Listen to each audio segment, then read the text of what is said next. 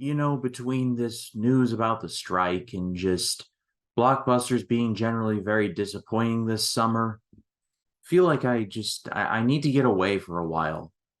Maybe I'll take a cruise.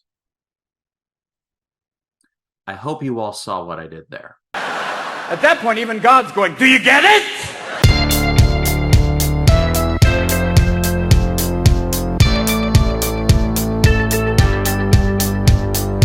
Hello, everyone. My name is Ryan Cam, here with my brief, spoiler-free thoughts on Mission Impossible: Dead Reckoning Part 1. This was directed by Christopher McQuarrie, the director of the previous two Mission Impossible films, Mission Impossible not Ghost Protocol, Rogue Nation, and Mission Impossible Fallout. And this is the seventh Mission Impossible movie, and we all know this series by now. It's the most consistently entertaining franchise going right now, with maybe the exception being John Wick. Ethan Hunt and his team are back. This time around, they must find, well, not necessarily a weapon, but a key to a weapon, a literal key to a weapon, possibly the most deadly weapon you could ever imagine. And, well, the key is being sought after by a crap ton of people, even people that are supposed allies of Ethan Hunt and the IMF. However, the main bad guy, is named Gabriel, played by Isai Morales. See, Gabriel is serving a higher power and has a vested interest in taking that key by any means necessary. And it doesn't really help things that he's a bit of a ghost in Ethan Hunt's past, his distant past, his past where there was no IMF. As I stated earlier, the Mission Impossible movies, with the exception of 2, even though that movie is still fun, the most consistently entertaining franchise going right now. The first Mission Impossible was great. Mission Impossible 3 still does not get the love it deserves. Ghost Protocol is my favorite of the series. However, well, I'll talk about that in a minute. Rogue Nation is excellent, and Fallout is just as good as Rogue Nation, if not better. Basically, these movies step up their game with every entry. It's kind of frustrating how good these movies are, but it's also beautiful at the same time. Tom Cruise has basically dedicated his life to jumping off of the highest heights, flying in planes, and just doing things for our entertainment, and God bless him for it. This was one of my most anticipated movies of the year. I went into this with a lot of excitement. And yeah, this movie not only met my expectations, but surpassed them. As a matter of fact, play the Homelander clip.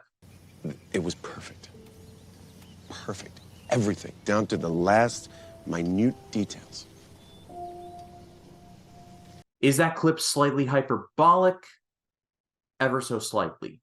But this movie was still fantastic and epic in every sense of the word. This movie walks a very delicate balance between basically playing the Mission Impossible hits, which it does do and do very well, while also moving the story forward and actually being slightly bold in its choices and its character direction. And I think it all worked. The usual suspects, Tom Cruise, Simon Pegg, Ving Rhames, they're all great. Rebecca Ferguson is great. But the new arrivals, especially Hayley Atwell, are really good in this too. I did not expect to like Hayley Atwell as much, but I honestly thought she was a standout in this movie, and I have a feeling she's going to be a big part of Part 2, and I'm so happy that is the case. All of the comedy in the movie, and this movie is not a slapstick comedy. There is comedy bits thrown in there. And I have talked about in the past how in certain movies, Throne of Thunder, can use comedy just as just a cringe device. But not here. One of the best scenes in the movie is honestly one of the funniest. It involves a yellow Fiat. You'll know when you see it.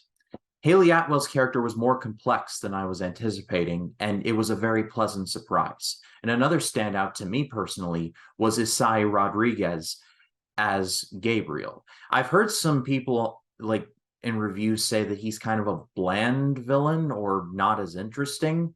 And without spoiling anything, he feels very much like a means to an end. However, I disagree with him being just kind of there as a villain. He actually has his very sinister moments. Is he the best MI villain? No, I'd still say that goes to Philip Seymour Hoffman as Owen Davian. However, this is a very sinister villain, and it only helps his case because, well, the movie shrouds his origins in mystery, and it's his biggest weapon, and the movie uses it well. You'll see a returning player in Kittredge, and when I saw him on screen the first time, I was like, oh, well, it's a nice callback to MI1. I'm glad that that movie's getting its flowers. But no, he's actually more involved in this than I was thinking, and I honestly liked that. Since he's been in the premieres and in some of the marketing, I'll just say that Cary Elwes is in this movie. And yeah, I did not expect, I kind of expected to know where to go with the character, but I also didn't. Cary Elwes did a fine job. That's my point. And speaking of playing the Mission Impossible hits, there are more than enough action sequences to make you drop your jaw and then pick it up off of the ground. And yeah, the action in this movie is very well done. I wouldn't say it's as spectacular as, say, Fallout or Rogue Nation. I feel like the action in this movie is more story-driven, meaning to serve the purpose of the narrative and kind of serve more of a purpose in moving, like I said, moving the story forward. And in that, I think it is very well done. Like I said, the yellow Fiat scene in Rome is very funny, but also serves a bit of a purpose. But then you got the much publicized motorcycle jump off of the mountain into parachute.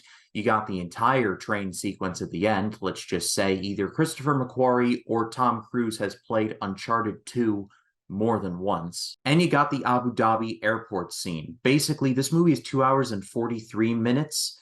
It's 3 hours and 3 minutes with trailers, by the way. And the movie never lagged for me, not once. I was never at a point where I was like, yeah, can we speed this up? No, the movie hits the gas and it really doesn't stop. There are a couple of blocks where there's definitively like, all right, here's where we need to explain some things, but the movie doesn't waste any time. It basically gets to the point of what the movie's trying to convey. And yeah, it's clearly exposition dumps, but they're efficient in their dumps. They give you everything you need to know, and then they go about and they do it. They don't waste any time. This being a part one, I was thinking to myself, well, they're clearly going to go a more darker Empire Strikes Back style of ending. But honestly, without spoiling anything, no, that's not what happens. It's dark in ways that I did not expect. Again, no spoilers.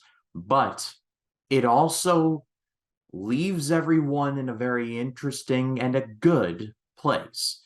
So much so that I need part two, like right now. And we're going to have to wait maybe a few years for it. I don't know. It just feels very much in flux right now.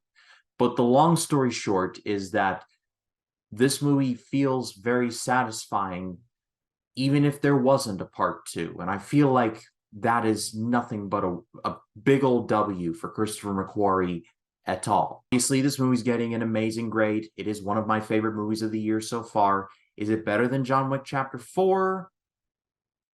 I have to think about it, because John Wick Chapter 4 was excellent, and this movie is also excellent.